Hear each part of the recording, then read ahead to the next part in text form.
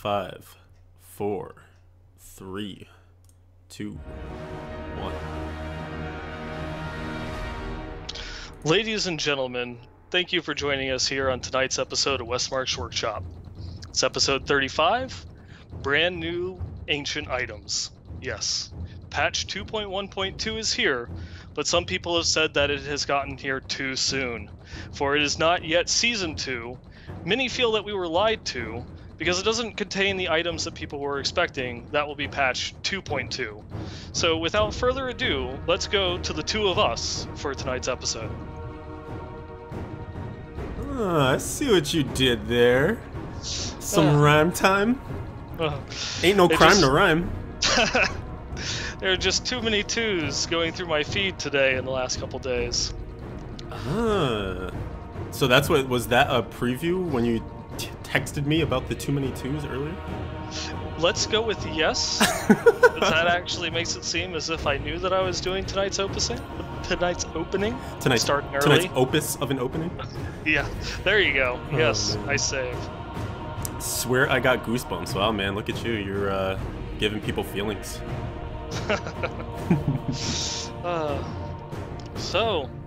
But going on that, it is just the two of us. Yes, it is a crew of two. How long can we rhyme for, do you think? Oh, man. But yeah, no, there's a missing part in the middle of us right now. If you're watching live, there's no Archon on the overlay. We have our brand new overlay, which we should mention, redone over the weekend by our faithful designer, Dread Scythe. Thank you so much, sir, for this beautiful display here. Yep. Dread, we are going to double your pay. It is increasing from 0 to 0. I know, but you can thank us later. But seriously, he's been doing our last couple of overlays. The original, when Archon and I first started, was done by the marvelous Henio brand. The Brand brothers, but they've gotten a lot of other things. They've been really busy. So Dread just took it upon himself to come and go and help us out with creating some overlays that got Leviathan officially onto the stream, and he's just been cranking them out ever since then. That's right. It's an awesome little thing. That's right. Yeah, he saved me from being the middle child, just stuck betwixt the both of you. But yeah, he's amazing, and he really has a passion for it. He also designed the website for Jh's clan, the Vizjurai. The Vizjurai. The Vizjurai. Come on now. Which you can Google search if you want to find it, because I do not know the URL offhand. But in BlizzPro news, actually, we just got Dread Scythe on our team to do more designing stuff. So if you like his work here on our overlays, you'll be seeing a lot more of it on the site. If you visit, our Warcraft, Diablo, Starcraft, any of those sites, he might be doing headers or who knows what. Yeah, so hopefully you'll be able to go through and see more of his work on the show. But until then, you can always check him out on his own Diablo podcast, The Scythe and Shield, with JC Monkey. That's right, yes. They released theirs on Tuesdays. They actually just had an episode that I listened to this morning. And it's really funny because I feel like a lot of the podcasts all release on different days now. And it's really interesting, like as news items come and then the podcasts come, it's like this person's complaining about this thing. And then the next podcast, this person's like celebrating the thing that the last person was complaining about because we just got news on it. And then the next podcast comes, is just like this like constant iteration, if you will.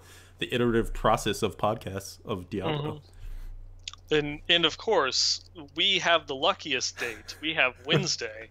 So while Tuesday might actually get the patches, we get the news on Wednesdays. So in true fashion, just a few hours ago, they announced a big community buff. But we'll get that more later once we actually start covering the news. That's right, yeah. It's funny, too, because without fail, Nineball will send a text, usually to our group, now just to me, saying, what are we gonna see today? Are we gonna get an announcement in the 11th hour? And without fail, every single time we get something. So you guys should hope that we stay very regular to our Wednesday night, because you'll get something interesting every Wednesday, hopefully.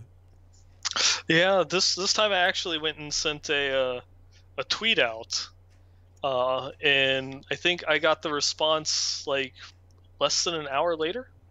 I think so. It was very quick. Yeah, Nevilistus was on it. yeah, it was there about an hour after I said, I wonder what news is going to come out today. And then Nevilistus is just, oh, you might want to check the front page of the Diablo website. And it's like, You yes. better cut it out before people think you have like an insider. You're gonna get Martha Stewarted, the Oh, insider well, info, but we're on a fan site and doing a Diablo podcast. So obviously we have all the inside information and we get paid all the big dollars from Blizzard. and all the sweet drops like your Tasker and Theo that you found every day, all day. I finally did find one before the patch hit. Not that it was any good, but I did find one. It's the milestone, you know. Yeah. And speaking of the patch and finding things and all that stuff, how's your week in gaming been since we last convened? My weekend gaming has actually been a little bit uneventful. Um, didn't because we were just after our last episode, and there was the announcement that we'd be getting the patch this week. Yesterday, for those watching us live, we, it just was like, well, I'm just not gonna play. I logged on a couple of times just to farm out like another Paragon level or two, but nothing really substantial, just because after having played on the PTR, those Marauders changes, I just couldn't bring myself to going and playing like this playstyle with what it was going to be this week. So I Right. just kind of let that sit. And but I've been playing through. I've knocked out quite a few rifts these last 2 days in the limited time that I've had. Yesterday I got off of work at 8, and I got home. I got home at around like 8:40 because I got a ride. It was just just sat at the computer at around 10 o'clock, played for about an hour, and then decided, oh, I need to go to bed now. What a day to come home late, huh? Yeah, Of exactly. all the Tuesdays. Yeah. Um, and then I guess on the non-Diablo side of things, in the tabletop sphere, Hmm. I didn't actually play any Warhammer over the weekend because the playoff bracket had started, so all the tables were pretty much claimed for the what would that be? What is before quarterfinals? The Is there? rounds? Yeah, I don't even know. I guess yeah. Round It of was just 64? yeah, it was the basically the bracket going into the quarterfinals, and because I was in second place, I had a bye. So Oh, I didn't actually have I didn't have to play, and I wasn't able to play because all the tables were filled with people wanting to play those last few matches. And this week we're going into the quarterfinals, and so my undead are going up against the Empire. That's gotcha. and then also I created my first character for the Call of Cthulhu tabletop RPG. They did this huge Kickstarter, I think it was last year, for the Oriental Express module for its 20th anniversary, and so we're going and starting up that campaign. Very nice. Exciting things on the horizon. Yeah, yeah, being the Uber nerd, and so scrolling back from some of the non-Diablo talk, how was your week in gaming? Well, if you want to talk about Diablo talk, it's a little scarce. As you may recall from last week, I kind of had my meltdown, Yep. breakup. I don't even know. Diablo and I weren't talking Hmm. because I was very perturbed by the announcement that patch 2.1.2 would drop before season 1 dropped, and sky's falling. It's gonna ruin everything that I worked for, leaderboards, blah blah blah. So I mean, I took it hard. I will definitely say that. I realized, like, it sounds crazy. A lot of people probably aren't that invested to the level that I feel like got myself. And I'm not like ashamed of it or anything because this game means a lot to me. Like I want to do a podcast about it. Like it obviously is on a different level for me. Um, and that was kind of the attitude I took towards seasons.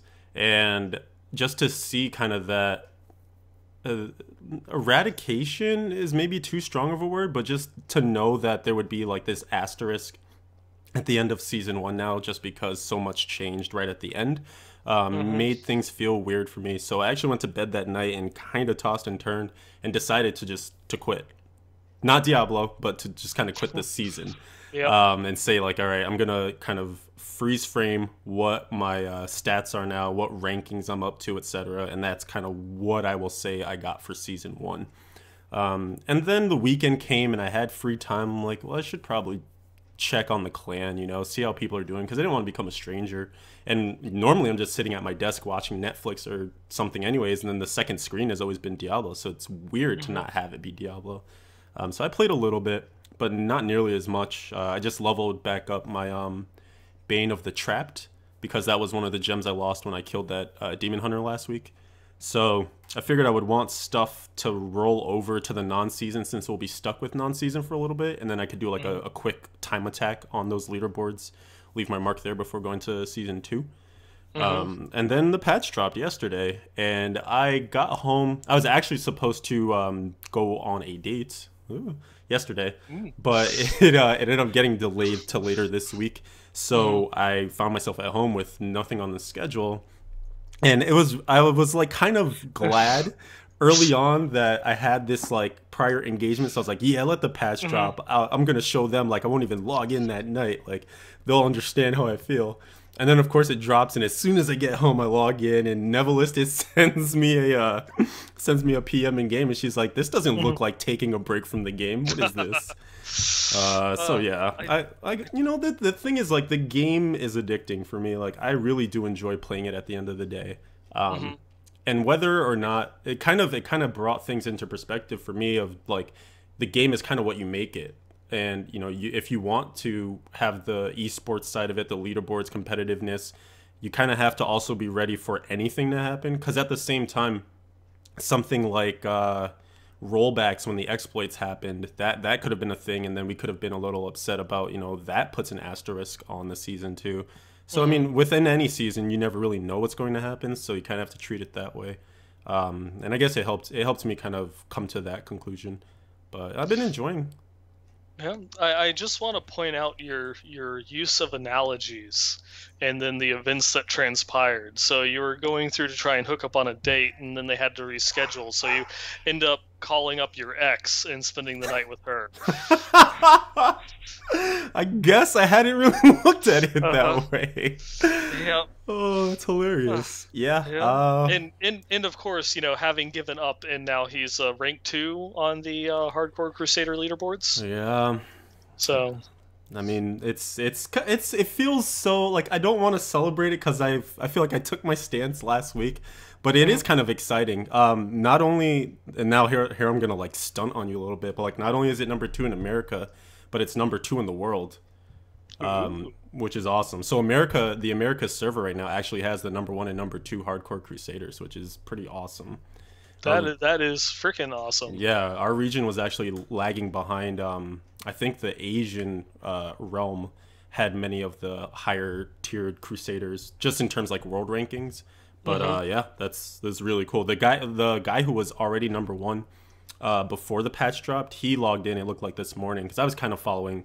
I can't stay away from those leaderboards, so I was following along, and he got up to 44 when he was at 42 previously. So yeah, it looks like people are jumping about 1 to, or I guess 2. I thought it was going to be 3 that people would jump up just from, like no gear change or anything, just the new changes to the greater rifts. But it seems to be about 2 maybe with the at the higher side of it.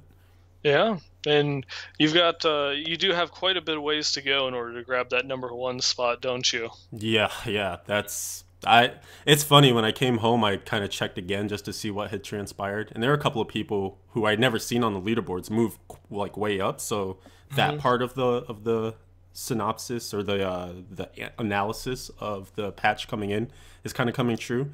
But it seems like the people that really cemented themselves at the top, like, are still the ones with the most to gain, I guess, the best advantage, because they already have the farming done. It's just going to be like some of these other people getting lucky with an ancient dropper. I think there was a quote that you actually had on Twitter where it's like one ancient item could change. What was it, like the entire leaderboard? Yeah, it's the leaderboard ancient item away from being thrown into chaos. Yeah.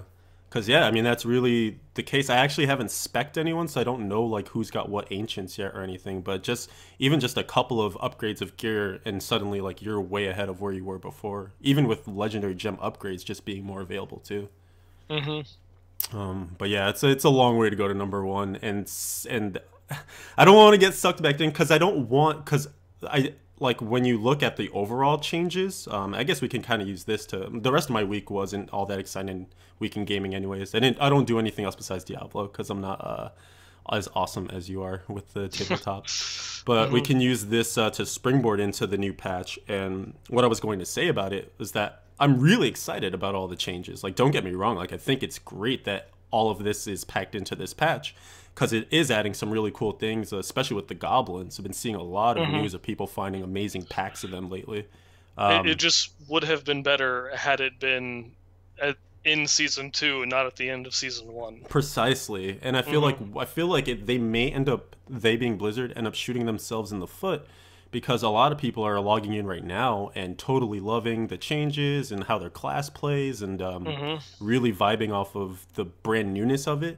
But then when season 2 drops, like what's really going to feel new? You know, because the when that drops, there's one new potion, there's one new item for your class, and maybe a couple of others. You know. But Mhm. because you've already experienced the joy of finding those new treasure goblins, because you've already experienced the change in the greater rifts, it might actually end up feeling like season 2 is a long season, even if it ends up being much shorter than season 1 was, for the simple fact that you experienced all this already for Yeah, a month and a half, maybe before we get season 2. that is true. That is true.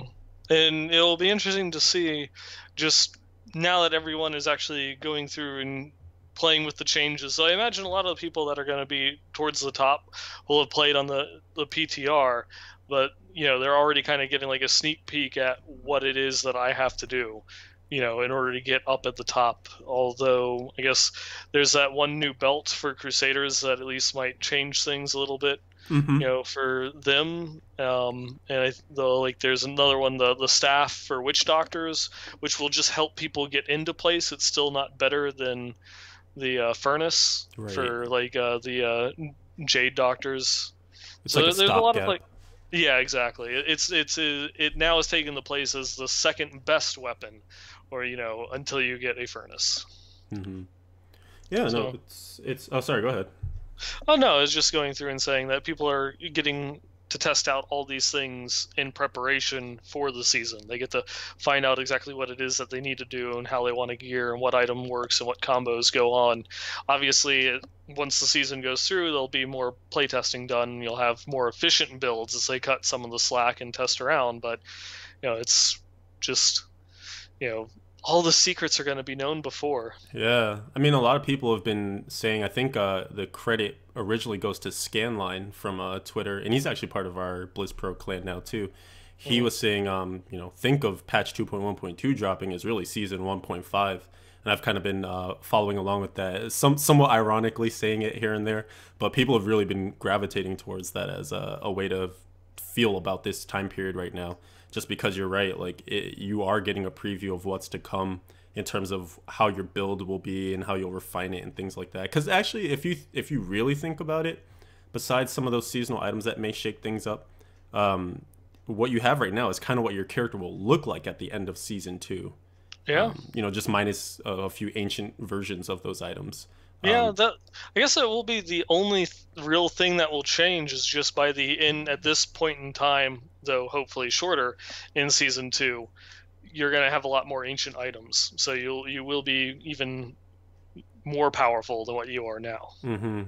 Yeah, yeah, it'll be actually. You know what'll be really interesting when we see the lockout at the end of season 1, see where everyone has gotten to with their ranks and whatnot, and then if season 2 is actually shorter, see how close we get to that, and that will basically tell you how powerful or how influential ancient items are. Mhm. Because if they make up, extra month and a half's worth of time of grinding or getting to ram your head against greater rift walls, then in a way, ancient items is actually an amazing addition to the game because it cuts time that you might need just to grind in order to push up to higher greater rifts, simply by adding that next tier of power. Yeah. And then patch 2.2 some point in the future after this and we'll get new sets and further class changes. Indeed. And then Or expansion, right? yeah, we Have can we... only hope, and then the expansion shortly after that. When was Gamescom again? We need to find out. Let's Yeah, go to Germany. right? Yeah. Dude, Yeah. I'm actually a quick derail. PAX East is coming up in March. Mm, yeah. And historically, Blizzard has had a presence there the last 2 years because they've done a lot of their Hearthstone releases. They did the Hmm. original This Is Hearthstone there, and then they also did Curse of Naxxramas. So now their last expansion was out, a month ago. Yeah, that's right. So what could be the next thing we see? I don't know, 2 months from now. Who knows? I imagine we'll probably see more stuff with Hearthstone, Hmm. as people are kind of expecting them to do like 2 expansions per year, or at least one big expansion, another one set of solo adventures. So maybe we'll see another raid come out, Right. or maybe we'll see something about Overwatch or Heroes of the Storm, because Heroes, I think, had a big presence last year, didn't it? Yes. Well, yeah, because it was still in that like technical alpha, so people didn't get Hmm. access. So it was a big deal just to be able to play it. They had it took up a lot of the floor space in terms of the booth that they had, because they had 5-on-5 for all humans, and then a 5 versus AI. So that's 15 screens if you think about it, and then Hmm. other like Diablo had like 4 screens, and Hearthstone had like 5 iPads. So yeah, they had the majority of the hardware. Yeah. So yeah, Hmm. we'll see. I'm just hoping that maybe it'll be more 2.2 stuff, but I would love for like an early expansion tease or something. Yeah, that definitely would be awesome. I don't expect to see anything regarding an expansion until 2.2 is out.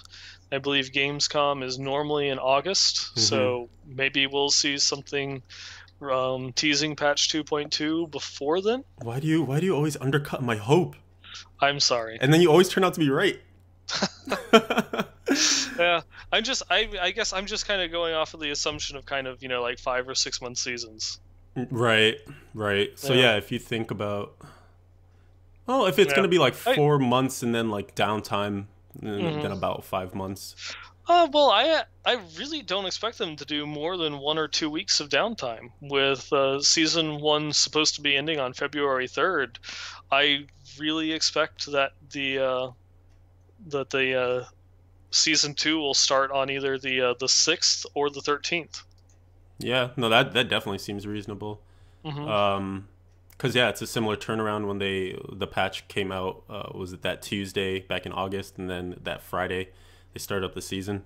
So I would Hmm. imagine probably the 13th, just because they never had the rollover to deal with, and now this time around they'll probably have to give adequate time for people to consolidate their seasonal to non-seasonal and all that good Yep. stuff. Um, And then all those, just I think the biggest thing is going to be just the database impact of having all those items suddenly removed from inventory, recreated and mailed to players, and then it all sitting in their mail waiting for people to just go through it all and collect it. hmm What's the Do you remember what the time limit is on that? Because I know that it's not permanent. Like you have to do something with it for a certain time, or else it disappears on you.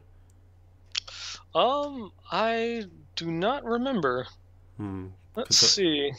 I can't remember if it was like a longer than a couple of weeks, but I would actually. 30 days. Oh, You 30 have days. these items can be claimed by any non-seasonal hero for up to 30 days from the time you first log in after a season ends. Oh, Oh, interesting. yeah, that makes it seem as if it takes you a month to log in, you'll have another month to claim the items. It does sound like what it would be like. Hmm. I was gonna think if it was 2 weeks or something, then that would kind of you could reverse engineer it and say they want those items like dealt with or out of the game, and then that's when the next season will start, because then it'll pave the way for more items being created. But a month seems like a good amount of time for everyone to get their stuff together, especially those who are like late to the party or whatever. Hmm.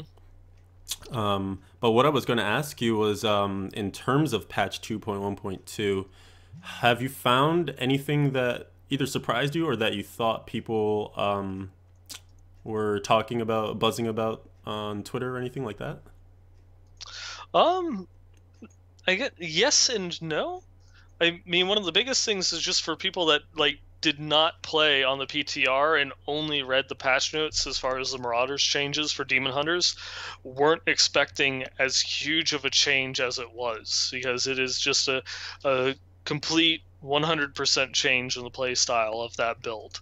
And so, in almost everyone that I've seen since the patch has come out has loved it. I've heard zero complaints Mm-hmm. about people not liking this change, even though it, from the very, very high end, it has removed some of this patch. not just the Marauders change, but the smokescreen change has reduced some of our survivability and some of the damage output. It plays so much better that it feels more gratifying with which to do it. And so Nice. I've not really heard anyone, knocking it. I think that's one of those biggest things that I think people might not have really fully appreciated because they hadn't played the PTR. And although I had, so it wasn't really a big shock to me. But that's what I'd have to say. Um, but as far to me personally, the biggest surprising thing, I guess, is just kind of like the co-release, how it's Mm. out on both console and PC this time. They actually delivered on their promise on that one. Yeah. Wait, is that the surprising part? They actually did it. It's more as that they didn't give a definite. It was, we plan on it. That's our goal. We want to, but never saying that we are doing it. They were more coy than they normally are when giving responses like that. Hmm. Yeah, no, it's really funny that you say that. I actually saw a lot of people that were surprised when they logged into their console that they were getting that they were getting the patch, and then B, that they had the season 2 items. That's one of the things that I was reading through on the forums. People were like, "Wait, how come I have these? Like, we don't have seasons, so why?" There was a lot of kind of head scratching.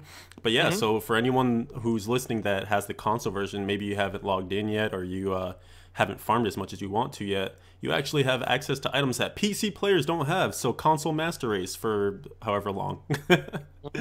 Oh, I could save this one for the after show, but there's a very interesting article about the whole PC Master Race thing. Oh, really? Okay, yeah. Yeah. Let's hear that at the give Uh-huh. people something to stick around for. Yes. In terms of surprises that I noticed. Well, for me, honestly, I didn't realize that ancient items would be as like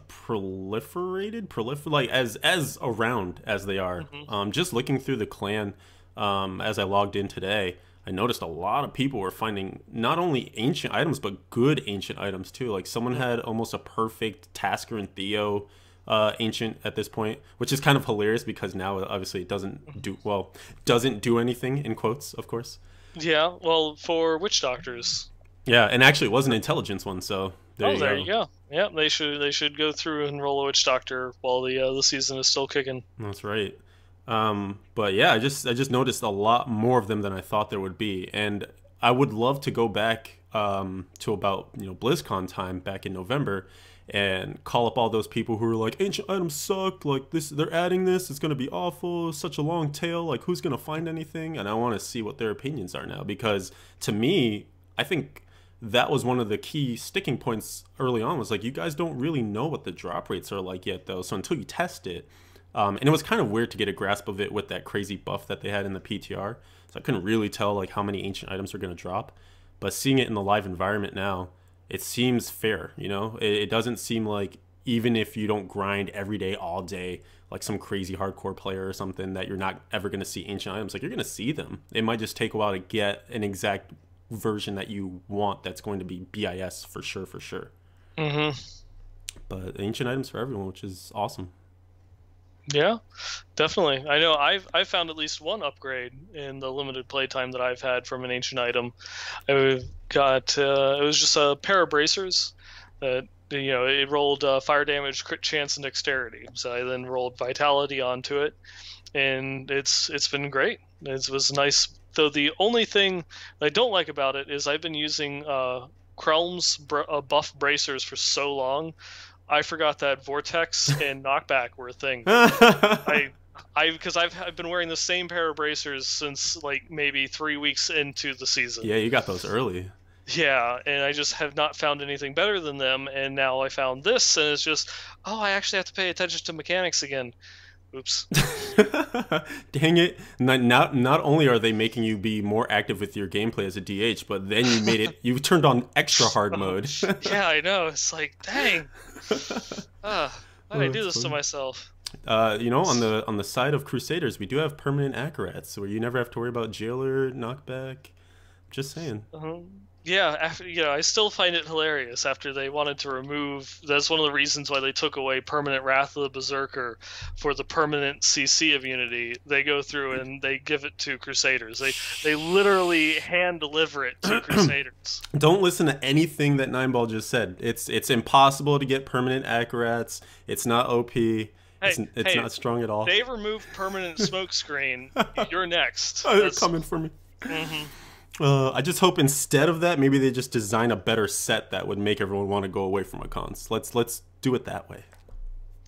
Yeah. Even though we've covered this for a few episodes, that was actually some comments that John Yang had about Crusaders, is that even though they have just a single set, it opens up a couple different builds of gameplay. So they're happy with where Crusaders are at right now. So that's why they didn't really get any significant changes like this time around. Yeah. Which is, speaking of which, I don't think that we've talked about patch 2.1.2 so much. Do you think we need to go over the patch notes themselves? Probably not in as super detail. Like I remember we did that one episode where we literally went line item by line item. Yeah. I would just probably hit the highlights. The fact that they did add the new treasure goblin types in there. I actually saw an interesting, I guess, Twitter thread. I don't even know what you would call it. A Twitter conversation going around today that was asking if the Odious Collector, the one who drops your crafting mats and whatnot, could drop Forgotten Souls. And from what the collective of people on Twitter seemed to note, it was no. I didn't see any yesterday. I only had 2 Odious Collectors, I think, but it was mostly just whites, blues, yellows, and then plans, of course, they can drop. At this point in the season, I think most people have them, so probably not going to see those coming from them. Yeah. Yeah. But I did notice the Bloodshard Goblin, the Blood Thief, is there, and I killed a few on T6, and it was giving me about 400. I can't recall. Like I wasn't ever looking at the blood shards I had before I killed it, but I think I always had around like 90 or so. Like I just killed a Rift Guardian prior to it. So yeah, it was. I mean, they definitely, in the packs of goblins that were there, there was only about 1 blood thief. So it's clear that they don't want that situation occurring where there are multiple blood thieves and you have just dribbles of purple stuff around. I came across 1 blood thief so far, and he dropped around 300. I want to say about 340 blood shards. Okay. For me, in the 3 goblin packs that I found, there were no blood thieves in them. He was just a solo goblin that I found while clearing rifts. Really? I feel like I'm unlucky in that respect. Like the one that I want to find the most, but instead it'll be like 5 of the gem hoarders, and I'm just sitting there. How many gems are in this one spot? I'm just clicking for 10 minutes. I know, because they're all just stacked on top of each other. Yeah. I think it's really cool, though, that with the addition of these goblins, each of them will matter at different points of the season if you're going to be a seasonal player. Because early on, you're going to want to see those Odious Collectors to get your craft mat supplies up and to get those plans knocked out, too, because you can craft ancient items from plans. So as many plans as you can get is going to give you a leg up in what you'll be able to get access to. But then, of course, as you shift to later in the season, like you're saying, Blood Thieves are going to be the ones that we probably care about the most. Along with the, Malevolent Tormentors, just because they have the capability to drop a ton of legendaries. So at that point, all you want is item generation, really, and not so much mats. It's kind of cool that it shifts that way. They all are important, just at different points. Though, I think the Blood Shard and the Malevolent are always going to be the most sought after. Whereas just in general, yeah, that's true. Yeah. Whereas the Odious Collector and the Gem Hoarder are going to drop off relatively quickly. Just a couple weeks into the season, and you won't really care so much because I'm not crafting any gear anymore. I already have a huge stockpile for when I go to do my enchanting rolls, and I've already got all of my gear is set up with flawless royals. I don't need anything else from gems. Right. Yeah, I think you're definitely on point with that. And yeah, I guess I hadn't really considered, too, the fact that as the season goes on, even in the early points, you still will want to be gambling stuff on Kadala anyway. So. Yeah, because, I mean, every 25 blood shards that you spend is another chance at an ancient item. This is true. Spend early, spend often. Mm-hmm. Other than that, the only other change that I really observed that affected me were all within Greater Rifts because I was doing the Realm of Trials to make a bunch of keys to go for to go for the leaderboards, if you will, just to try out the higher levels and see how much more I could push before from after the patch. Just same gear because I didn't find any like big upgrades. Mm-hmm. Not like you did, anyways. Yeah. And the realms are awesome now. Well, I mean, they're not as good as just like select your select the greater rift that you want to run, right? I think that's kind Mm-hmm. of what everyone wants, but they're still going to try and find a way to make it engaging gameplay that helps you get your greater rift key. But the fact that the waves come at you with almost no break at all actually helps a ton. It makes that process just faster. It doesn't feel as clunky. Mm-hmm. But also for certain builds, I feel like it helps too because if you're trying to keep up like a Taeguk, for instance, or anything that you kind of Yeah. need a crowd of enemies constantly around you, then it actually works to your advantage. So I enjoyed Yep. that. I guess the only other big one that doesn't really get talked too much is that there was a vitality increase, Mm-hmm. or not so much a vitality increase, life increase. A So life the increase. yeah, your life per vitality at level 70 was increased, and then also just I believe the base health that you gained at level 70 was increased. All So right. everyone should notice a small little uptick in their toughness values. So I know mine went from 11 million to 12 and a half Yeah, I within wouldn't the say mine's is patch. like about a 1.5 bump as well. Yeah. I think that kind of is it's not talked about, but it's actually pretty important when you combine Mm-hmm. it with the Greater Rift monster damage going down, because it Mm-hmm. essentially gives you it comes at that same thing from both ways. You know, you get more toughness innately, and then the damage that's coming in is decreased innately. Yep. So by And virtue, you will just be better. and on top of that, the life on hit and life regeneration was increased by about roughly 25% across the board. Well, that's right. So, So yep. even there, you're more resilient. Yep. Wow. One thing I don't know if you observed it, but wow, Conduit, dude! I hadn't played Conduit after they Uh, made the changes to it. I wasn't in yeah. the PTR after they made changes to it, but man, I couldn't kill anything with that.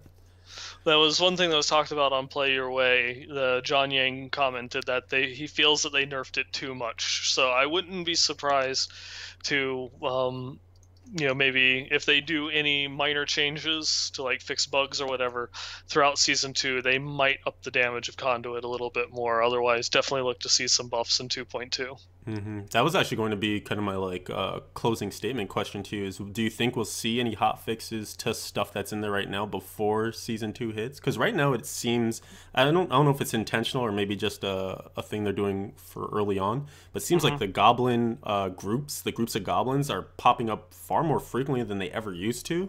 And I don't know Oh yeah. if that's just to show off the fact that they're going to be a bunch of goblins that you can find now, and also combining that with our next news item too.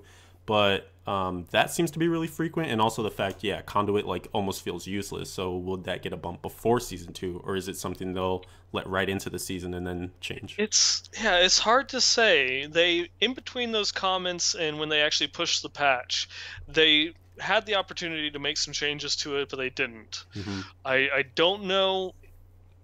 I The closer we get to season 2, the less likely I think that they'll make a change, because I don't think they would want to make that type of change in season 2. If I was a developer, I wouldn't want to make that change during a season. Right. That could affect clear times. Even if it was at the beginning of the season, it just kind of, I want to make some changes, lock it down, and then besides bug fixes, this is it.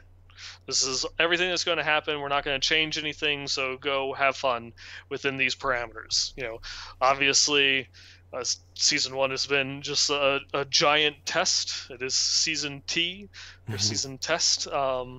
Season 2, I And like that. yeah.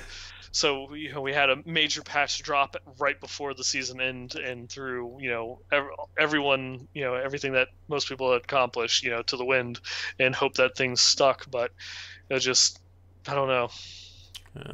No, I think you're right. Like, they would probably want to avoid anything like that happening, anything that major happening again. I think there probably will need to be tweaks from things with maybe within the season, or maybe they just let it ride and say, okay, like we noticed there were things that need to be changed. That'll just be a change earmarked for season 3 or something. and maybe learn the lesson of kind of the craziness of changing things in the middle of the stream. But yeah, I don't know. It's a good patch. There are just some things that I'm like, it's kind of interesting. Scratch my head a little bit. But we'll see. I mean, it's again, like, we're only talking about, we can't even talk about anything really like statistically significant because we haven't played that much of this yet. So yeah, we are a little over 24 hours in. So that's right. Yeah, hard to say. We'll see where it all shakes out. Yeah, but speaking of goblins, and as you mentioned, our next news piece, the today's little tidbit that we have a community buff coming this weekend. That's right. Get your farming ready because there are lots of things to kill, and chief among them are goblins. Goblins. Mm-hmm. Yeah, so it's interesting that it's a different buff for different things. If you notice that for the old generation, the PlayStation 3 and the Xbox 360, I think they're actually getting the better deal because they're getting the 100% boost to their legendary drop rate. Yeah. Which I saw, it was actually hilarious because I saw when the news item popped up right away, and I went and the first like couple of comments were like, "Who still plays this game? This is ridiculous." And then the like one of the next ones was like, "Is the 100% also coming to PC?" Yeah.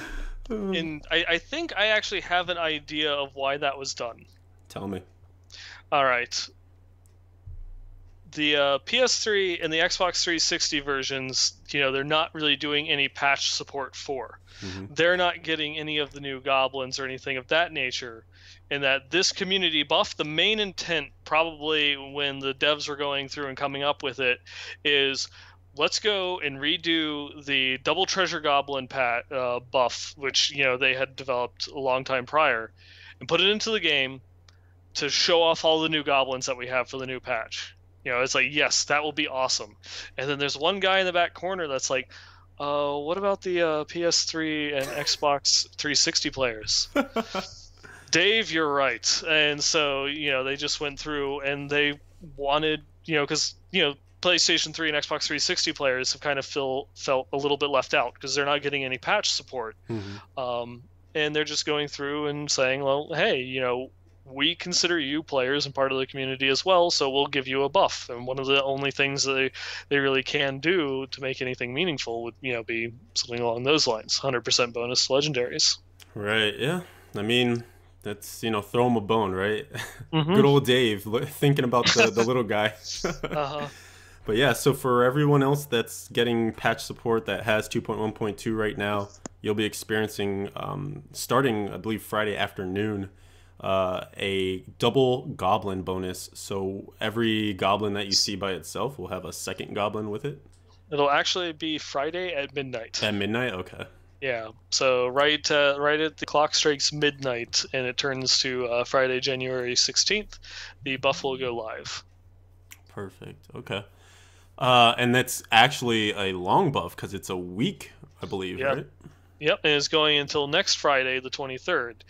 I am hoping that this is just like a sign of things to come, and the way that they kicked off Season 1 is having I believe, didn't they start Season 1 with the Goblin and a gold? They sure did. Yeah, if we could get some sort of community buff, in Season 2, that would also be awesome, though if they want to make it a little bit more hardcore, as it were, to not give us any buffs, during the season, and just kind of be like, go at it, Right. There you go. Actually, something I was thinking about too, a little bit off topic, but you remember when we were getting ready for Season 1 and we had all like emails going back and forth, like, dude, we gotta be ready for these bounties and whatnot, and then throwing like the goblin stuff in there too. The fact that there's no, conquest to reach 71st means that there's actually nothing compelling you to play on the very first day. Like, you're not going to miss, unless you're trying to be one of those people that does get a conquest for like reaching Greater Rift 35 first, or any of those, or Avaricia if you think you have a really good strat for early on. Yeah, pretty much almost any of the other conquests still will give you an advantage if you play, as much and as early as you can. I would say only those two, though, because the lore one is going to take some time.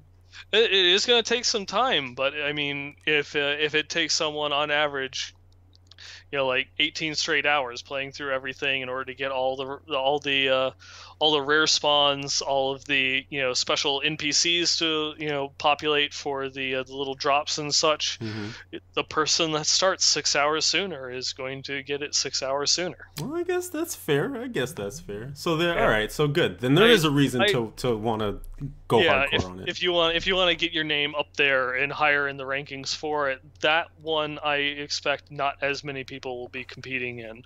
Right. But that is actually one of the reasons where I won't be in as big of a rush to hit 70. I will probably still, if it does hit on a Friday, I will probably still stay up and play Hmm. until I get 70, like we did last at the beginning of season 1. But I think I'll start on story mode Yeah. instead of doing through adventure mode, just to kind of get a little bit of a jump start, because there are many of those lore books that you can only acquire during while playing story mode, and you can knock out the vast majority of them in just a single playthrough, like Leah's journals, the history of Westmarch, and a whole bunch of other things. No, that makes sense. You're giving away all your strats, man. You sure you wanna let all these people know? If you care about lore, you already know. Like, if you actually care about competing in those conquests, I'm not saying anything you haven't thought of already. This is very true. This is very true. Mm-hmm. Was there anything else in terms of news items or things that we needed to hit? I think there were a couple things. We had some blue posts, mainly just clarifying some things that we could probably go over. That's right. I believe our good old friend Hotstreak over on the Diablo Blizz Pro site. Speaking of who, welcome back. He's been on a little bit of a hiatus there for the last few months. That's right, man. Happy to have you back in the fold. Mm-hmm. But yeah, he noted that there were just a lot of, and I noted too, that there were a lot of blue posts going on simply because patch 2.1 was here. There were a lot of people who maybe took a break after starting up season 1, coming back for the new patch and everything like that. So, people who weren't following, maybe people who weren't listening to Westmarch Workshop or following along on the PTR or whatever, they didn't know kind of what was going on. So one of the actual first ones that we have here, it's kind of important to know, is Boon of the Hoarder. It can actually drop off of Greater Rift Guardians now, but that's if you've seen it once already. And it's also separate from the different modes, so softcore, hardcore. And I believe that this was originally put in because it was a BITCH to get it back if you died in hardcore with it on. Because, finding a vault already is pretty tough, but then having to find 2, and sometimes that it doesn't even happen in the midst of one season. So this kind of says, all right, you found it already, we get it. Now you can get it back whenever you fight a Greater Rift Guardian if you lose it. Yep, which is also helpful if you play a couple different classes of, you can, although it's one of those gems that you can easily just take off and keep in your stash, but if you don't feel like doing that and just want to level a bunch of them up, you can have it if you play different classes, and it's now a lot easier to get multiple copies for everyone. That's right. Yeah, and it's going to be useful too, just in terms of stocking up on gold, especially when people will be crafting early on, like we noted, to get those early ancient items. Ancient items, yeah. I thought I said that weird. Ancient items. So that was a thing that was happening in the forums that we clarified. You want to get the next one? Yeah, and the next one just went on to clarify. People are asking if you could craft ancient items, and they just want in to say that yes, Tyvlier made it clear that crafted items can roll as ancient. Same thing with Herodric Cache, exclusive legendary items. So your Ring of Royal Grandeur, Hell Trappers, and such, they also have a chance at becoming ancient. Whereas the Herodric Cache, does scale with the difficulty level. Crafting, however, does not. It seems to have just a base rate of what can roll ancient and what's not, and there's no way of affecting it. I mentioned Kadala will work similarly in that she'll just have a set rate at what your ancients can drop at, which, if you didn't know, the higher your difficulty, the greater the chance of an item dropping as an ancient, and that also translates over into greater rifts. So once you start going higher than greater rift 26, you'll have a higher chance at finding ancient items than you do in a torment 6 rift. And this is another case for that whole like we don't have nearly enough statistical evidence to support the anecdotal evidence that we've been seeing. But I just wanted to put my 2 cents in that I did maybe like 5 Greater Rift 42s and then 2 Greater Rift 41s. I got 0 ancient items. I did like 3 T6 rifts and got 3 ancient items. So obviously T6 Master Rift. Keeping it going. Hey. I'm trying. Uh-huh. It's the theme, if you will. Yep. But yeah, that's really exciting. Although some people were noting that, or actually first, let me point out that Lieutenant Luck, Little Luck, who's part of our Blizz Pro clan as well, he noted that he was able to find a Boon of the Hoarder, even though he hadn't seen the Vault ever. So maybe there's a little bit of a bug or something going on there. Unsure. Very well could be. We'll have to dig into that some more. But in terms of the ancient bounty items and ancient craftables, especially like the Hellfire Amulet and stuff, some people were saying like that's just going to be literally like a cosmetic piece, because when you are getting perfect versions of those things, you're just going to roll off the main stat anyways, and that's one of the only things that'll be affected by the ancient tier on jewelry.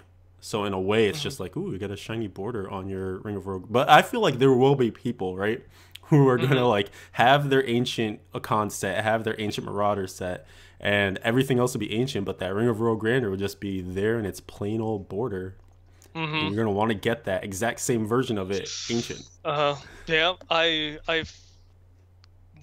just want to go back, like something that I saw with people playing Hearthstone.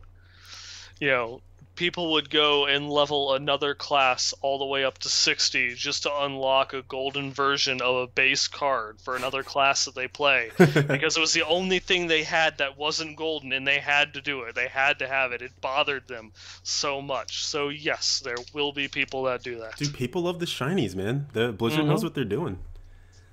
Yep. Speaking of shinies, they took one away, but in a way, they gave it back. And this is, of course, referring to the Band of Untold Secrets, which was a ring that you could get prior to patch 2.1.2. It wasn't really special, didn't have an extra legendary power, but it did have 5 primaries, so that was kind of its usefulness. They removed it from the game, in quotes, and replaced it with the Halo of Arliss. And that's the new ring for wizards that has the power that your ice armor now provides 50 to 60% melee damage reduction and automatically casts Frost Nova whenever you take 10% of your life in damage. So that's something to look out for if you love the wizard class. Rip Archon. Yep, and then the final one was just we've talked about this one. Was just going through and saying that the console version, added all of the new set items from season 1 and season 2, as well as implemented the set changes. As long as you have the PS4 or the Xbox One. So they got a whole ton of new items just added into the game, as well as updated set bonuses. There was one other thing that I wanted to address that wasn't covered in the Blue Post Roundup. And that is just that there have been a lot of people that have been having problems with clans. Yes, yeah. I'm glad you brought that up. Yep. Luckily, I don't think that anyone in BlizzPro's been affected by it, but a lot of other people have been reporting that they log in and it just says clan unavailable. They can't bring up their clan tab, no clan chat, no community posts, and so they've just had a lot of people, putting in bug complaints. And so it was happening to you. Tyvlier did go through and say that anyone that's being affected by this, please go on to the support forums and to the bug report forums, and say that you're having the problem. They're still investigating it. They don't have an ETA on a fix yet, but they are currently working on it. Indeed. Yeah, so hopefully it's kind of a bummer, because when the game gets really active again, that's kind of the one really awesome feature that I loved coming in with Reaper of Souls. You get to see everyone's drops, and you get to compare those, ancient items or whatever the new hotness is as people are rolling them in. But not having that feature is a bit, it takes another part of the game out that I know a lot of people were clamoring for before they finally added it. Definitely. And I remember having this conversation back on the Ink Gamers podcast, so many years ago, about people asking, who cares about clans? It's not like you have raids or anything like that, but it's just that feeling of camaraderie. Mm-hmm. I still hope that even though it will have 0% usefulness, they make a clan banner. Yeah. So that way just some icon or anything that you can create to signify this is our clan. You know what would be really cool, actually, is if you could create, like you're saying, a clan banner. Like, whoever is in charge of the clan, like, goes and designs it. And then, as a member of the clan, you can say, rather than the banner you design, you just adopt that clan's banner. And so whenever you drop it, I mean, like, no one uses it, right?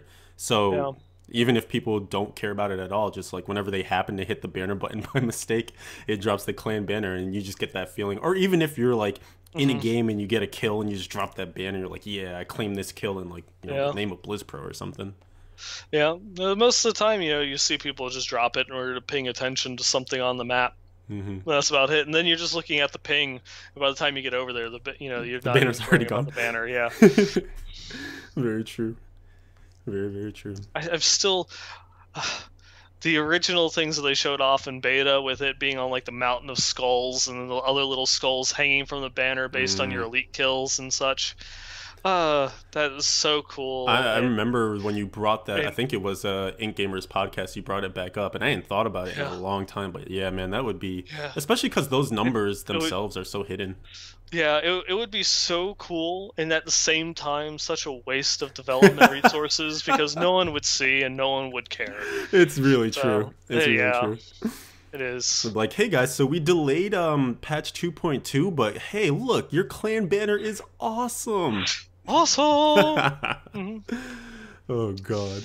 I think with that, we could probably move on to the feedback, which we'll probably be getting now, of people saying, how dare you suggest that the developers waste their time and not bring cool items into the game instead of your stupid clan, I hate you, blah, blah, blah. Yes, but we are still collecting hate mail, so by all means. That's true. If you hate something, let it out. Don't keep that hate bottled up. Send it on over to Westmarch Workshop at blizzpro.com. Yes, and we will repeat it on the air. Right. Unless it's swearing and things like that. Even then we might. We probably will. Yeah. Yeah. Who are we kidding? Yeah. And speaking of hate mail, we did ask for people to write in about how much they hate Archon for leaving, or just how much they hate him in general, and we got some really good ones. We did. We did. So I'm excited for that. I actually will just mention one in passing. I won't read it entirely, but there was one sent from a guy who had submitted an item of the week, and then last week we kind of chastised people for not submitting items of the week, and he thought we just passed over his item, yet we were complaining about items. But that was because there was an episode that Nineball and I did over the holidays that ended up on my YouTube, and some people maybe missed it. So if you are looking for, I believe episode 33 was the holiday episode, that's over on my YouTube, which is youtube.com/SASTF111. But I'll probably end up moving that over to BlizzPro anyway, so you can catch up on it. But of course, it's on iTunes and Stitcher, so no worries. So let's take an actual hate mail for Archon. This one's kind of long, so I'll just read a little bit of it. But it comes from Rasmussen the Wizard.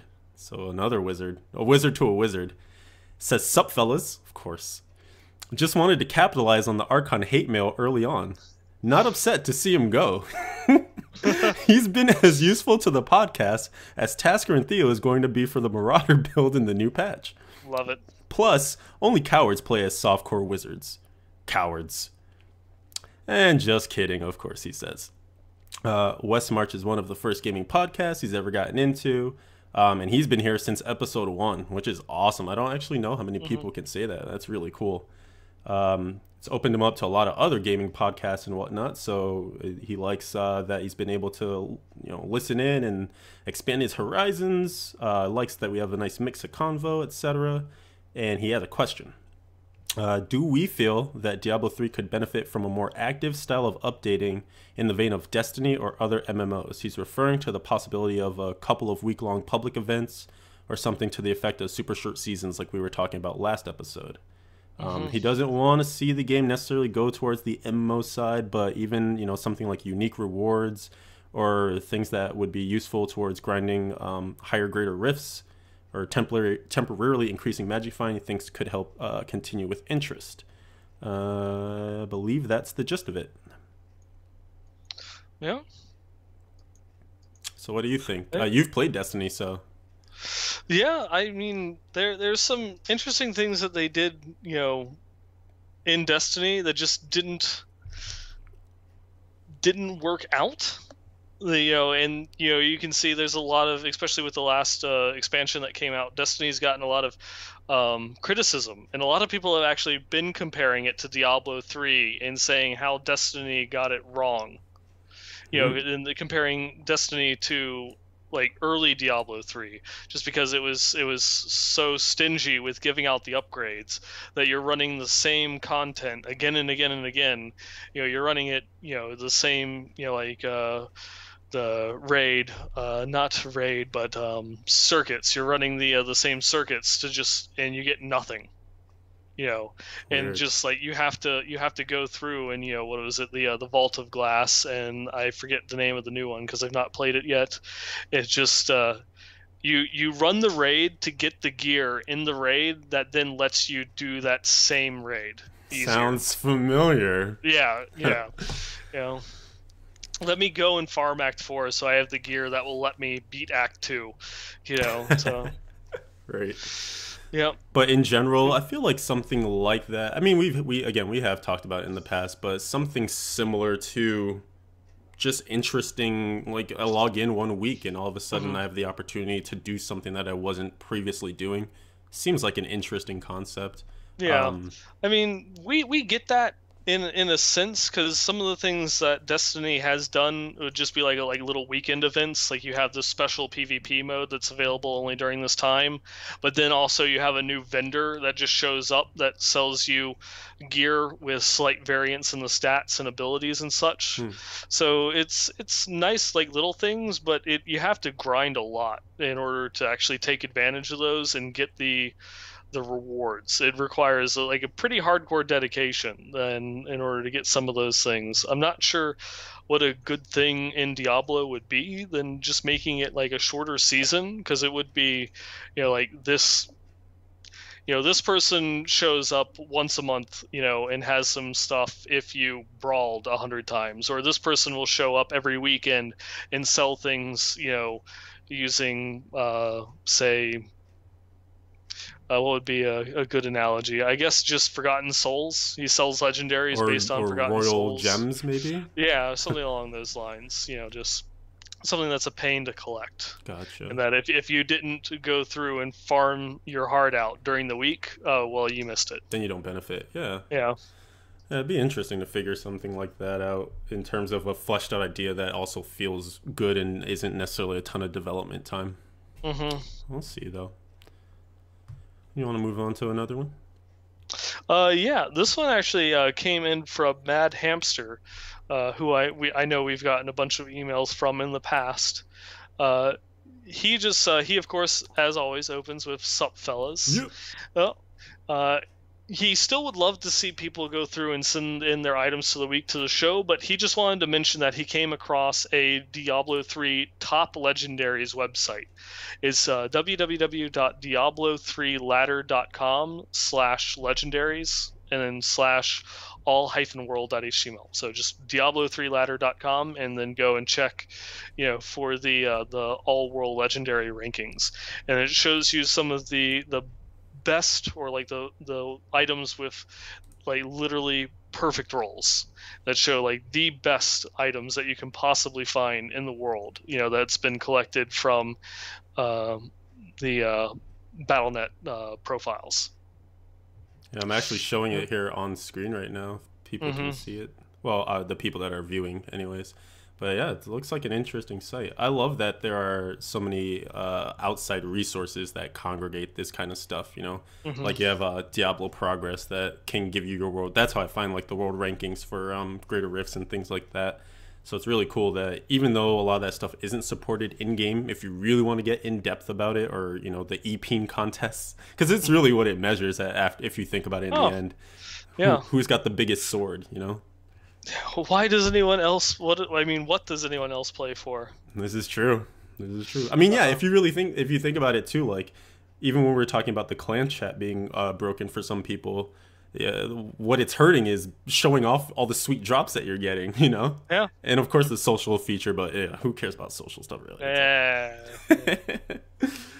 But yeah, no, I love the more of those things that pop up, the better. Because even there was that niche for a while of the Diablo databases that would help you determine if your demon hunter was hitting the right breakpoints and things like that. I remember you showed me a site that was useful for that. So who knows what the next thing will be? But I'm glad people develop these tools and share them around.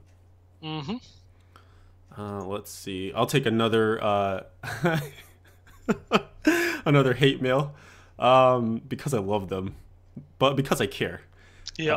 I really do. I wish Archon was here. He said he was gonna be here in the Twitch chat. So I hate Archon because he lied to me and he said he would be here and he's not here. QQ. You believed him. I believed in the lie. Mm-hmm.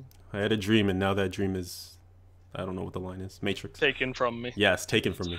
Mm-hmm. This email, this feedback comes from Timmer, aka Ritmu, and he says, "Hello there.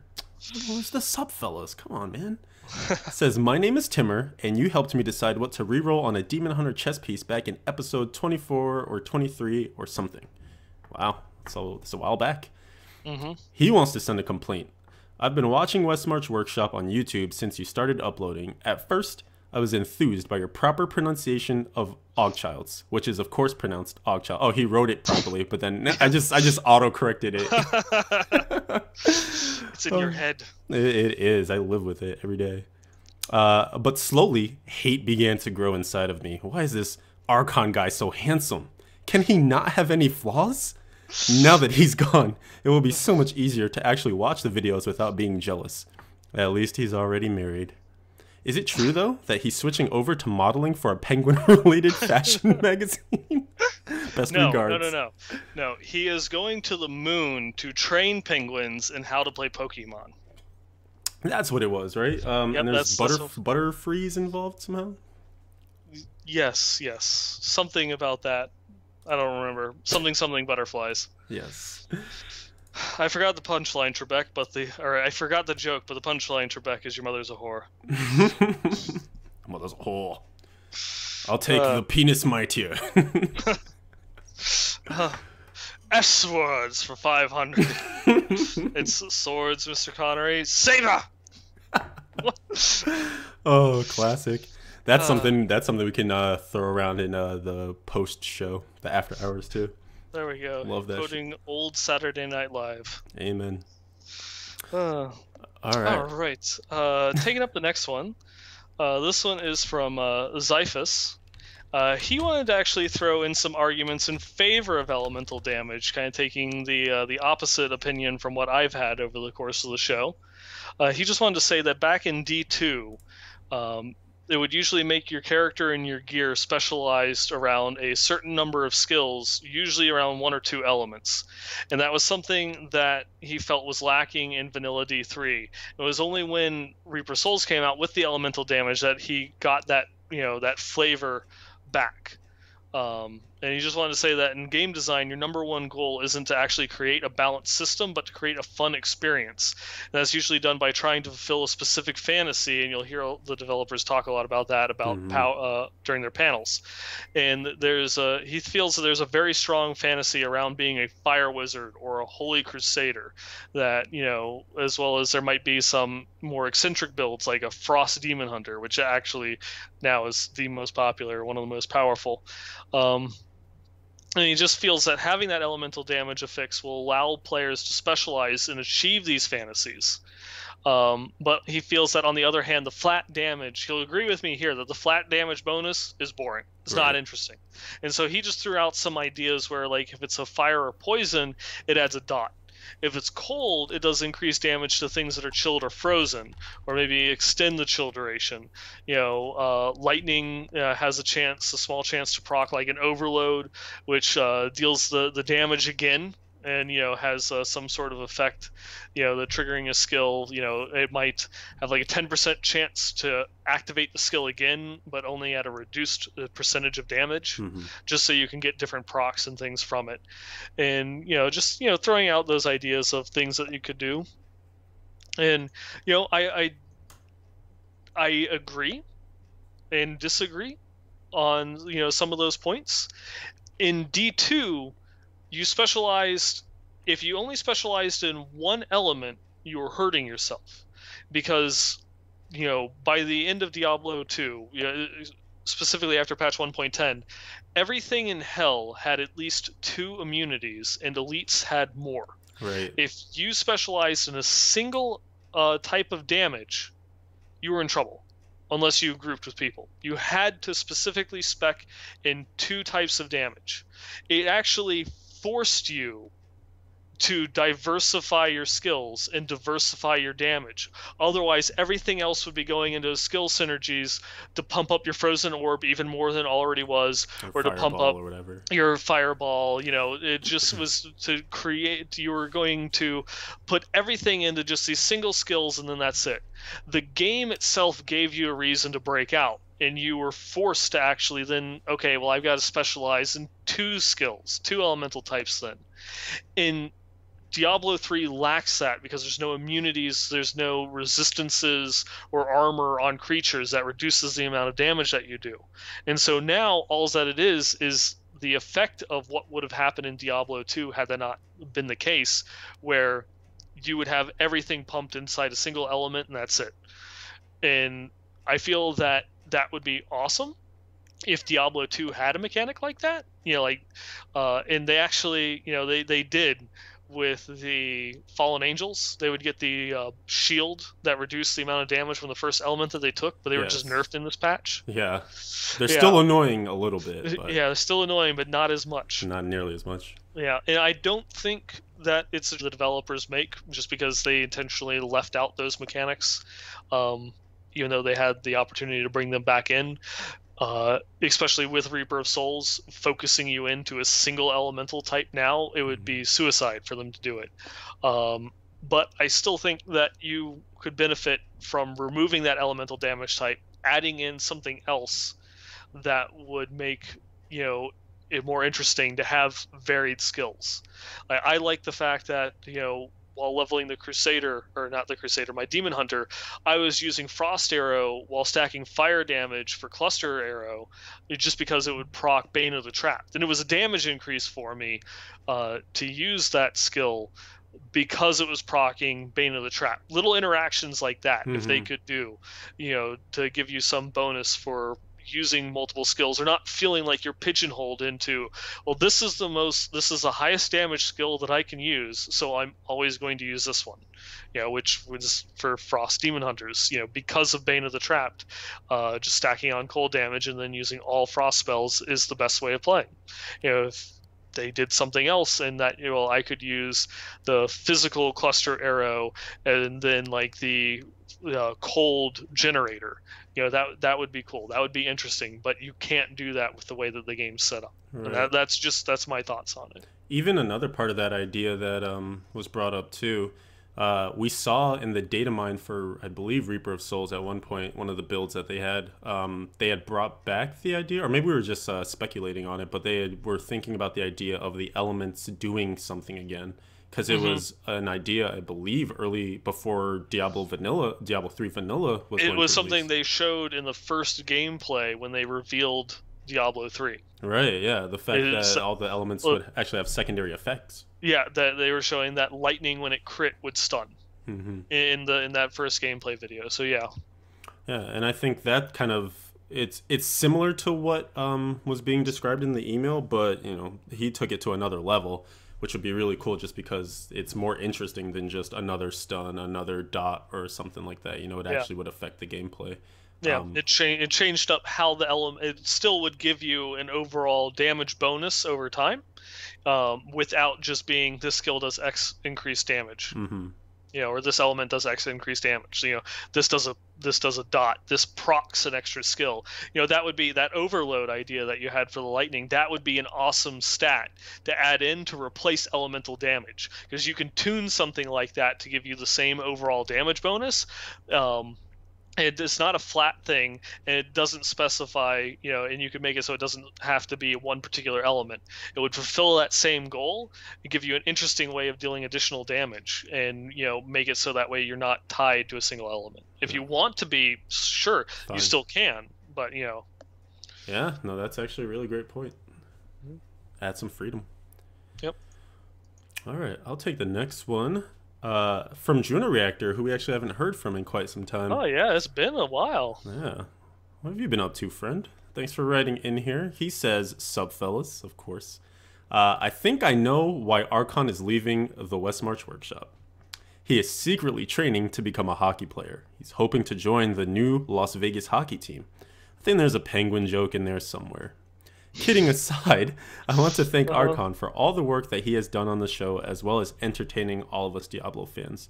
And that's the first part of this email before he gets to his idea. But I just wanted to throw that one in there, of course, because all the jokes and the hate mail in quotes aside, Archon really did. I mean, we talked about it a little bit in the last episode, but he was a bastion of someone you could, like, I don't even know the words, but you just like he was a rallying cry for the community, because I was talking to Nineball about this earlier, just the effect that he had on the community. So many followers and so many people that looked forward to his stream, and just I think it's hard when you're that person. Like Archon maybe himself doesn't even understand just like the importance of what he stood for and the option that he kind of presented among the different D2 streamer or D3 streamers that were popular at the same time that he was. It was just a really cool place to hang out and play the game and talk about the game. So there is that other side of it where we do want to thank him as well for everything that he did. Going off of the sappiness though, into this cool idea. This actually is a really cool idea. It's something that we were floating about Twitter, I want to say like last month, but it's the idea of a Diablo esport, if you will. Juno, I'll use Juno Reactor's own words. He says, "I think what Diablo is missing is the idea of racing. Right now, with the way the leaderboards work, once you complete a greater rift, you get a time, and then you compare that time to the other players. But it might make more sense for there to be multiple people racing the same greater rift to see who has the fastest time. So it's kind of like taking it to the track, where you're running a 100 or a 400 in the Olympics, and it's those people in the race against each other. Right now, it feels like even though you have the fastest time on the leaderboards, there's a lot of different factors that go into it, like conduit, which he equates to wind assistance in like a time trial or something like that. Yeah. And he says this would maybe solve the problem of having two different playing conditions, like the upcoming patch, or the patch that has now passed to be 2.1.2, and how that had an effect on the leaderboards. So he was hoping that, at BlizzCon in the future, maybe we could have an exhibition where they have 4 players race against each other, or even teams of 4, so the Diablo developers versus Diablo streamers, for example. And this would be a way to introduce kind of an esports feel to Diablo, which had no stage at BlizzCon, notably with all the other amazing stages that were there. He also goes on to say there could be even a tournament structure, kind of like Hearthstone, where you bring a certain number of classes and you race those ones, and you can get bans, and he's getting crazy with it. So, TLDR, racing would be cool as an esport version of Diablo, and it would maybe be a little bit more fair versus the whole, like, once you solidify your spot, it's solidified, and when something drastic changes, it kind of changes everything.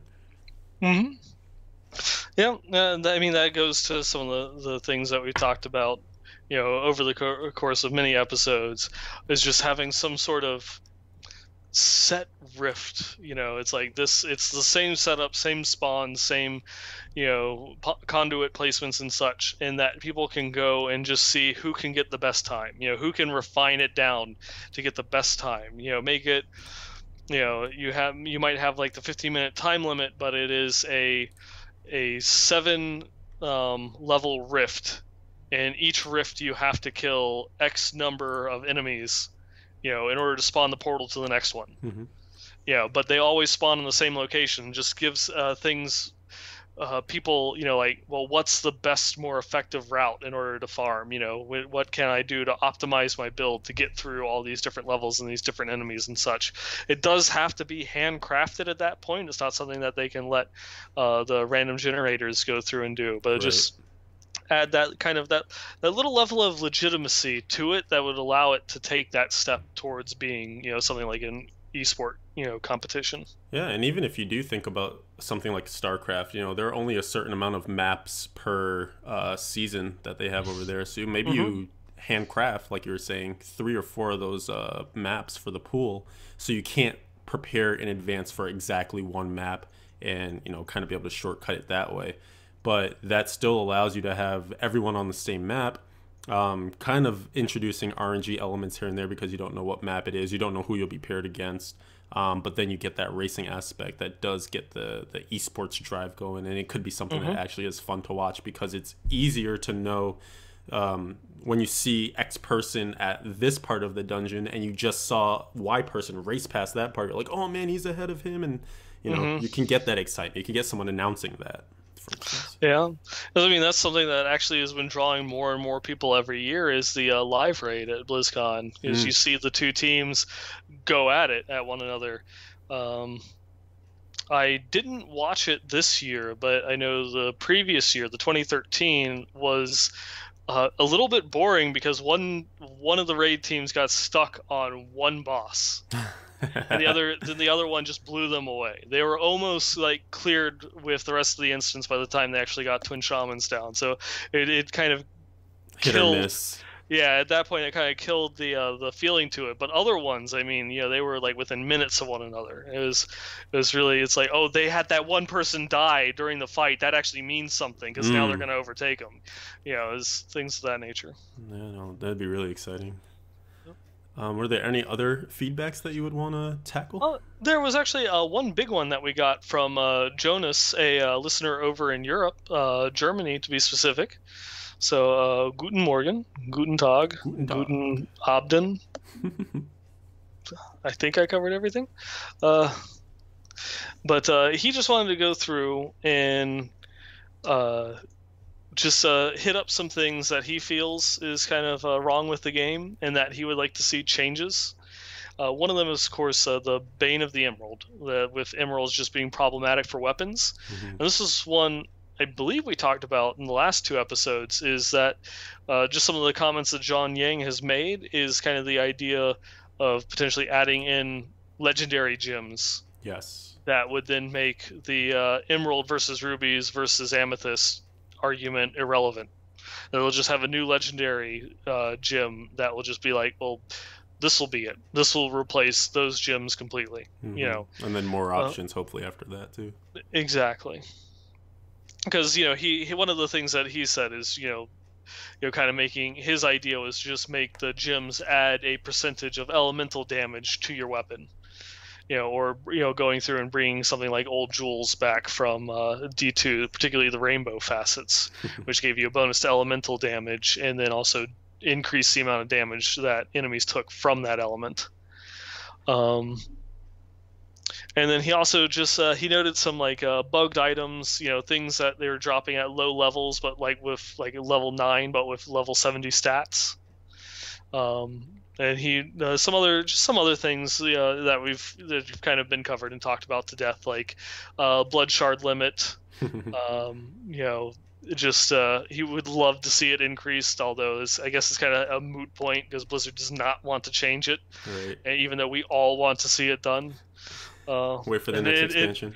yeah, I don't know if it was a misspelling or intentional, but he also, just kind of put it at me as 9 Bale. I saw Yeah, that. I don't know if that's a Diablo 2 reference, a misspelling, or if that's how you spell ball in German. I don't know.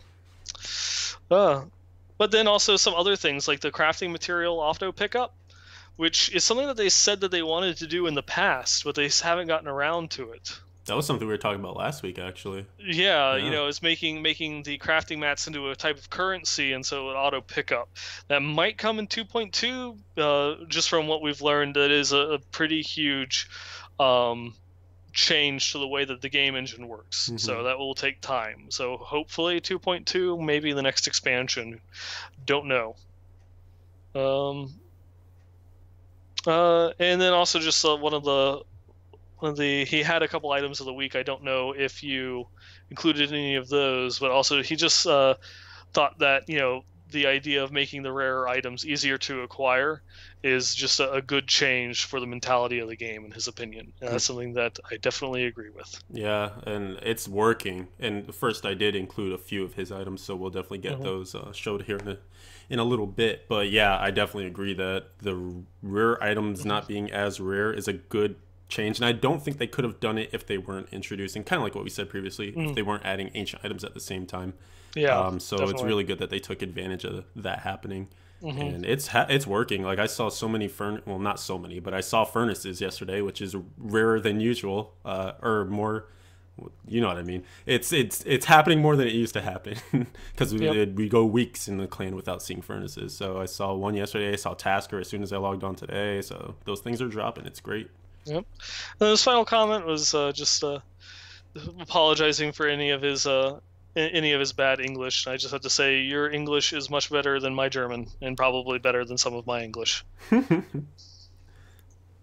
I know. I love that they're always like the few people who are writing from the EU and they apologize for their English, but then it's like picture perfect English. It like Yeah. puts our English to shame. It's like Hmm. we live here and we bastardize it. Well, it's because we grow up speaking it.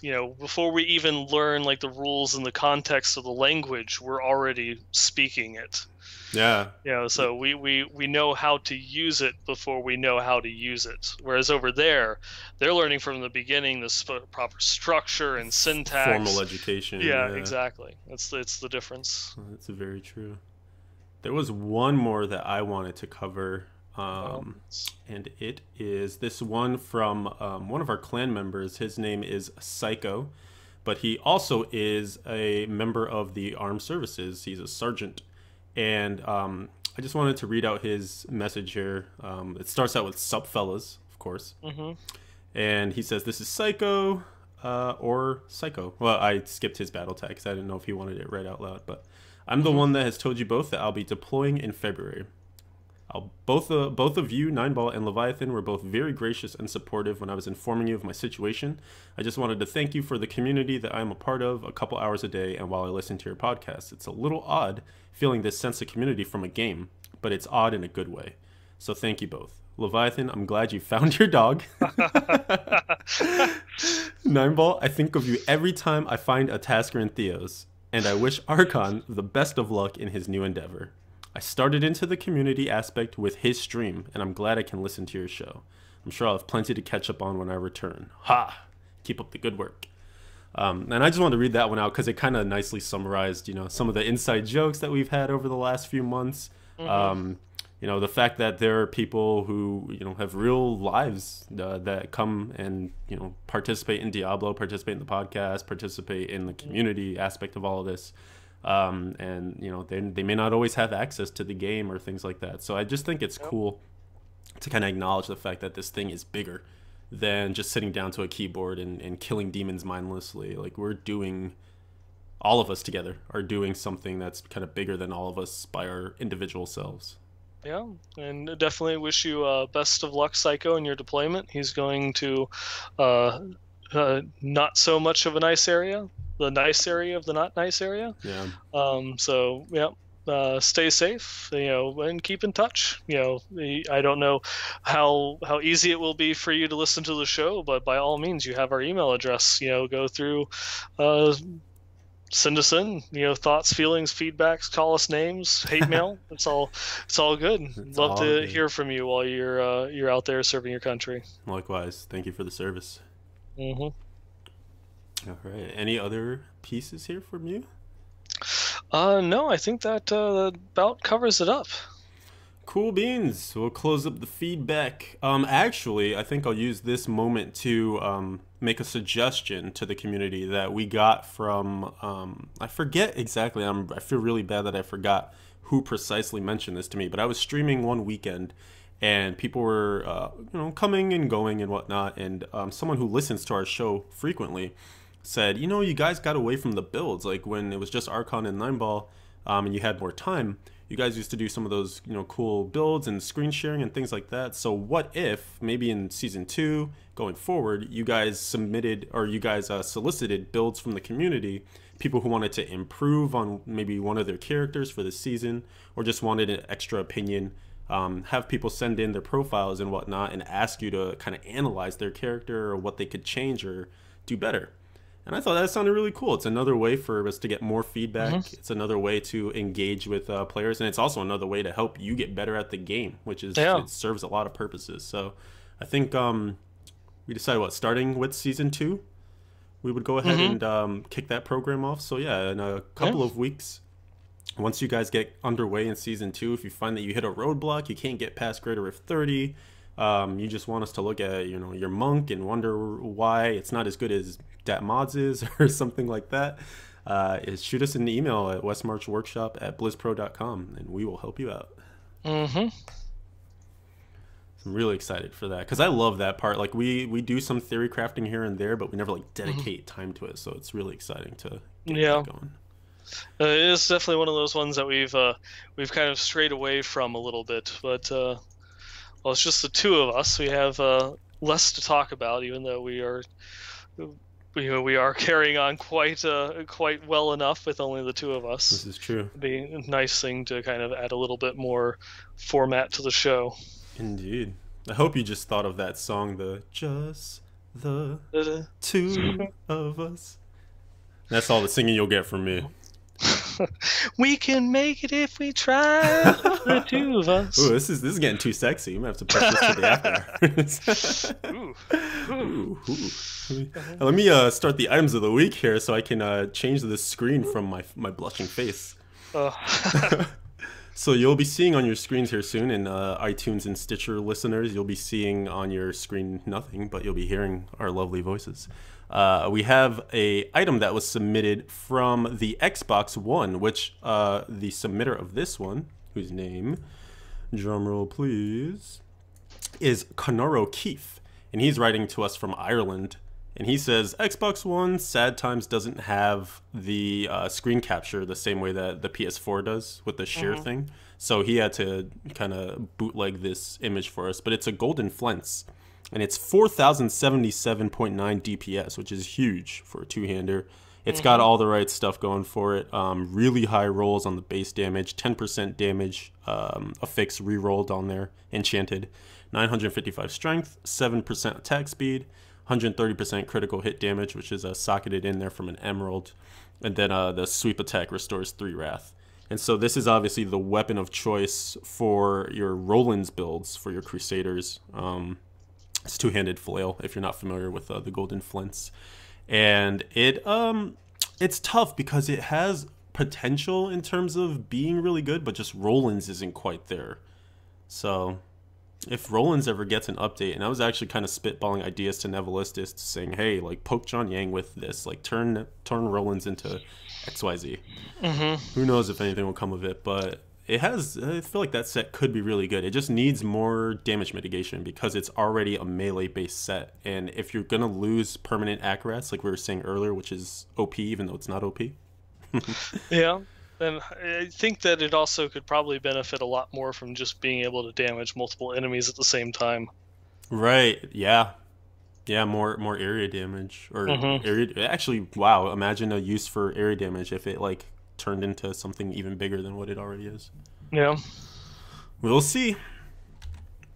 Let's see. Next up on your screen, you will see a Firebird's breast, and this one was submitted to us by Daryl Perry, and he says this is a perfect item. You'll see that it has 500 intelligence, 500 vitality. These are all innate. Nothing on this has been rerolled. Increased damage for Blizzard by 15%, and then your 3 sockets. And it's got its secondaries in life after kill with 5,387 and 1 yard of pickup radius. So the secondaries aren't perfect, doesn't matter.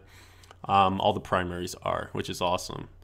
So you could re-roll. I don't know, what do Firebird wizards use for skills? Is there a skill you could re-roll there? This is one of those ones where I don't know. I wish Archon was here. I know, right? Yeah. We need I imagine, as most people will use that as, a skill damage slot. I don't know if they're one of the ones where there's not a decent skill for the chess piece, or if it would be better off as, all resist. right, or even like reduce damage to from elites. Mm-hmm. Yeah, but either way, very sexy, and you have lots of options, so not too shabby. Mm-hmm. Firebirds does use. Oh, that's right. They use the. There's a fire version of Blizzard. I totally forgot they made that change to the runes. So there you go. There we go. Thank you, chat. Chat hype. Here's one of Jonas's items that we were talking about previously. He submitted a Hellfire amulet, and of course, I love highlighting Hellfire amulets because they're so hard to get to be awesome. And this one looks like it was doing really well for him before patch 2.1.2 because it's a dexterity-based Hellfire amulet, 732 dex with perfect attack speed, which is essential for that breakpoint, 7%. And then he rerolled 94% critical hit damage on here, and it has a socket. So it's got the Enforcer gem. Yep, and rolling awareness, that is... There's one of your core ones if you play hardcore. Absolutely. That is, so that, just basically, it's nice getting one of the ones that you absolutely need to have, because then you can play around with that skill slot that it frees up to whatever it is that you want, as opposed to getting one of those ones that might be the next best, but it doesn't, it kind of limits your options. Mm-hmm. Yeah, this definitely gives you a lot more leeway. And even the secondary of the reduced melee damage. I mean, of course, at some point, DHs just don't want to get hit anyways, but it's a little... It's always nice to have. Yep. Could also be, that would still serve pretty well for a Demon Hunter even now, even though it's, the attack speed isn't that great. It's still, that is an amazing item. Still will do something for you, yeah. Yep. Congrats, Jonas. And these are also his Tasker and Theos. And I showcased these because we actually have a little Tasker and Theo competition. And also because this is probably the last week that we'll be getting them, seeing as this was before patch 2.1.2 launched. So, this is the last really importance era of them.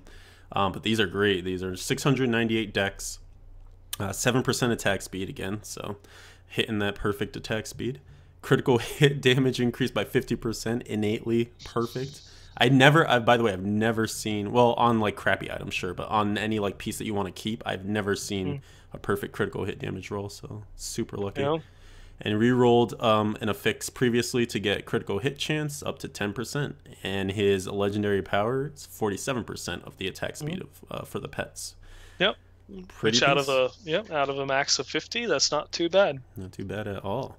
But wait, Nine Ball, there's more. Check out these Tasker and Theos. Actually, the other ones are better. This is from Ballin, and he presented his Tasker and Theos. I actually realized I meant to do the one before the other, but I grouped Jonas's items together. But in any case, this one, 672 dex. The show goes on. Attack speed increased by 7%. He has rerolled the critical hit damage here, so it's increased by 47, so you could take that to 50 if you wanted. And the critical hit chance is 9%. I mean, it's not as bad by that much. Yeah, that's one of those ones where, this late into the season, probably swimming in money, just, how many more millions of gold do you want to put into that just to get it to the 50? It would take millions. It's hard to get that 50% even on enchanting. We should mention he has the 48% on his legendary power, so he gets 1% nudge over the other. But I think...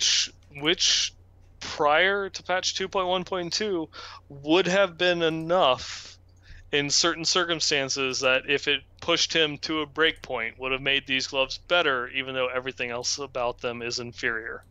This is true. Yep. Craziness very rare circumstance, but it could have happened. It just kind of even further illustrates how crazy that Marauder set really was before the change. And lastly, I actually have a bonus image for you. So, this, I guess, is a good point to introduce the fact that we are trying to limit it to about 5 items of the week per week. So the cut is high. I would love to see a lot of ancient legendaries next week. So if you guys want to submit those to us, that would be excellent. But yeah, we're gonna try and limit it to 5, unless it's just a slate of unbelievably amazing gear. So you know, give us your best, because we're making that cut. This item, I think you'll like this when it pops up on your screen there, 9ball. Was submitted by Bajarn, another one of our EU listeners. And he noted that this is the best in slot item for all the haters and detractors of Blizzard, because it's a rare dagger entitled Kill Blizzard. It is beautiful. I just love when those little moments happen. Yeah. Who looks at rare items, you know? Like, how was he really just looking through items and he's like, oh, look at that. Kill Blizzard. Yep. Kill Blizzard. Death to Blizzard. So that's it for our items of the week, man. We've made it through our first solo duo show without Archon. Our first solo duo show. Yes, something there does not make sense. Don't even think about it. Just let it happen. Mm-hmm. So yeah, I don't know. What do you got, man? How are you feeling about things? What's your plan for 2.1.2 going forward? 2.1.2, I think probably one of the things that I am focused on first is knocking out that lore book achievement, to be honest. Season 2, you mean? Season 2, yes, sorry. Even you want the season to be here now. Even I want it to end, yeah. As far as 2.1.2, I think I'm just going to progress on just a little bit more.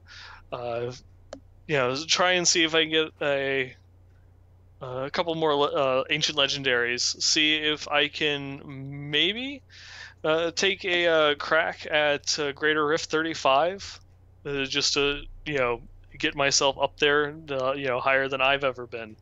Just as like one other little personal goal. Though I almost died tonight in a Torment 6 Rift while I was playing before the show. Yeah, so that would have been a heavy episode had that not died. Yes, bad. It was just it was a rather large elite pack of bats. It was like a five or six elite bats that had electrified, and they all just surrounded me and procced awareness almost instantly. And I have to say, if it had not been for the new Marauders change, I probably would be dead, because I was just able to burst them down so much faster by dropping down 3 turrets and then unloading on them, and then refilling with Punishment and the Raven, while just spamming the hell out of Smokescreen. Look at you! You're the poster boy for the changes. Yeah, 2.1.2 worked for me. Yep, and it was just one of those ones where it's like, okay, all right, I'm 70% done with this rift, but I think I'm 100% done with it. I'm just going to get up and walk away a little bit, because it's like one of those ones. They finally all died, and I end with my potion on cooldown, no discipline, and at 20% health with awareness procced. So it's like I'm just going to walk away for a little bit, because that was intense. You need a breather. You need a breather. Oh man, it's that hardcore life, man. That's what I always, if you can't ever say any words for it, just that hardcore life. Dude. Yeah, and it's just one of those, I'm just breezing through, just dropping turrets, killing things, nothing's really touching me, and then all of a sudden, blap, awareness procced, and then the game got real, And that's why I think, there are some of those things out there where people are like, oh, we need more difficulty levels, like, Torment 7, Torment 8. But I think hardcore really still brings it into perspective that you feel like you can sleep through a lot of those rifts, and most times you can, but you always have to be on guard, just because you have any lapse in concentration, or I mean, just like you get yourself into a bad sitch, and the death is very real. It can come for you. Yeah. So yeah, I mean, for me, I think that I will just continue to experiment, maybe play a little bit.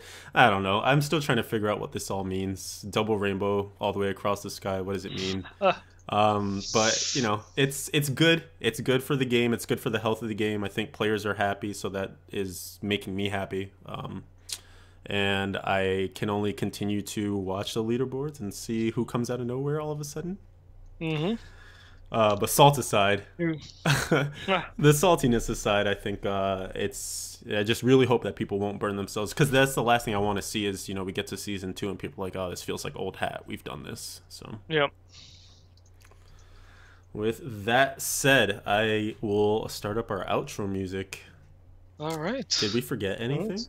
right. No, I think that's pretty much about it. Sweet. Yeah, that is pretty much it for tonight. I feel good about that, man. Yeah, we'll be back next week. Hopefully, we'll start having some tips and things about what to prepare for season 2. Yeah, no, I actually have been putting together some thoughts on that. That's like, maybe that's something I'll go through and really kind of hash out, because there definitely will be, even though we were just talking about, you don't need to be there right away unless the conquest is something you really care about. There are definitely some things you could do early on to give yourself a leg up. But yeah, guys, I appreciate everyone that's sticking with us, even though the beautiful Archon has left us. Feel free to follow the Twitch stream if you're here watching live. It's twitch.tv/Leviathan111. You'll be notified when we go live for the Westmarch workshop every Wednesday night at 9 p.m. Eastern Standard Time, 6 p.m. Pacific Standard Time. We'll also be on iTunes and Stitcher as soon as possible after the show is done. We upload this thing all over the place. It'll be on the BlizzPro YouTube channel. No matter what you use, you'll be able to find us. Also follow 9ball on Twitter at 9ballgamer. And you can follow me as well at SAStewart111. Check out awesome articles on diablo.blizzpro.com.